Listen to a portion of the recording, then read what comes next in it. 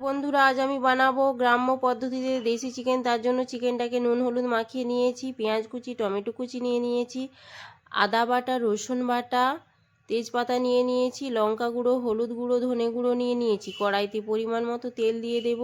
তাতে তেজপাতা, পেঁয়াজ কুচি, সামান্য পরিমাণ নুন দিয়ে কিছুক্ষণ ভাজার পর তাতে রসুন বাটা, আদা বাটা, সামান্য পরিমাণ চিনি দিয়ে লাল লাল করে ভেজে নেব।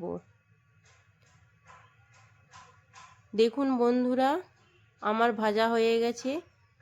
তারপর লঙ্কা গুঁড়ো, হলুদ গুঁড়ো দিয়ে সামান্য পরিমাণ জল দিয়ে আবারও নেড়ে কিছুক্ষণের জন্য ঢাকা দিয়ে দেব। কিছুক্ষণ পর ঢাকা খুলে ভালো করে নেড়ে চিকেনটা দিয়ে দেব।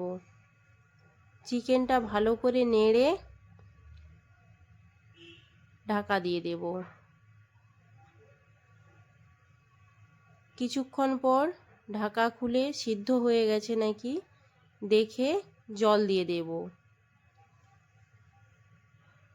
তাতে জিরে গুঁড়ো, ধনে পাতা, গোলমরিচ গুঁড়ো দিয়ে ফুটিয়ে নেব।